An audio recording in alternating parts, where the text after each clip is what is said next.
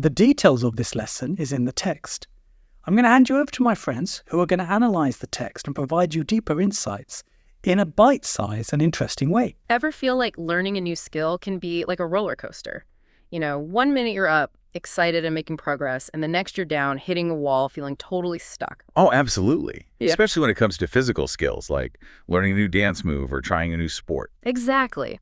But what if there was a way to make that learning curve smoother, to maybe even enjoy those bumps along the way? Well, that's what we're diving into today. We're exploring this fascinating approach to fitness, one that uses a model you might not expect. It's really cool. We're talking about Ravi Sandhu. He's a dance fitness and, get this, IT trainer. That's a unique concept. Seriously. And he's combined his expertise in a way that's pretty mind-blowing, honestly. Okay, you gotta tell me more. He's taken this concept called the 4 stages of competence, which is often used in IT training and stuff, and he's woven it into his dance fitness classes. Wow. Okay, I see where this is going. The 4 stages of competence, like a framework for learning. Exactly. And he's using it to help people of all fitness levels learn and grow in these high-energy dance classes. It's like a roadmap for progress.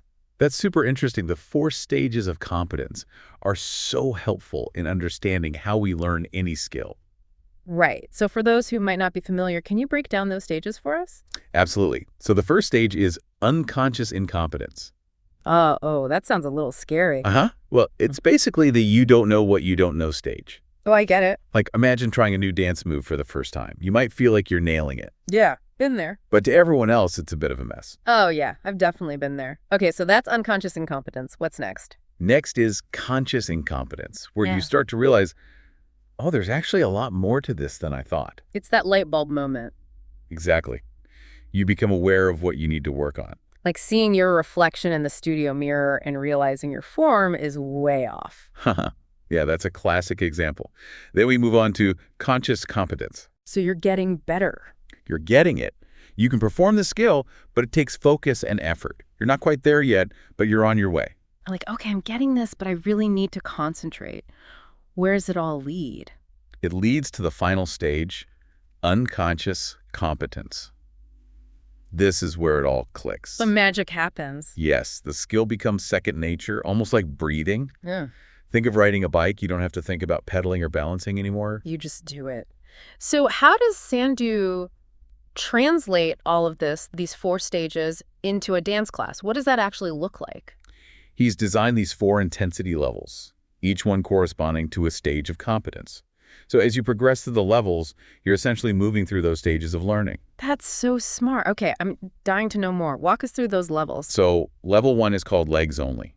It's all about building a solid foundation. Okay, back to basics. Participants focus on footwork and rhythm. So important. And Sandhu really emphasizes safety and proper technique here. I bet he's seen it all. He really wants everyone to feel the beat in their feet, like really connecting with the music on a fundamental level. I love that. It's all about feeling the music, not just the steps. Totally.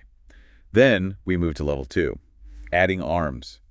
As the name suggests, you start incorporating arm movements while maintaining that leg coordination. I can see where this is going. It gets tricky. It's like patting your head and rubbing your belly, that kind of coordination challenge. Multitasking at its finest. Exactly.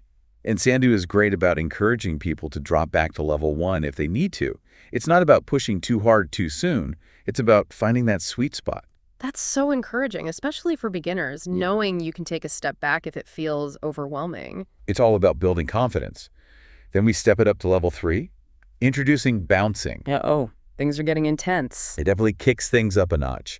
More energy, more focus required. And again, people can always go back to level 2 if they need to, but the idea is to challenge yourself and progress. I love that he builds in those opportunities for success. It makes such a difference.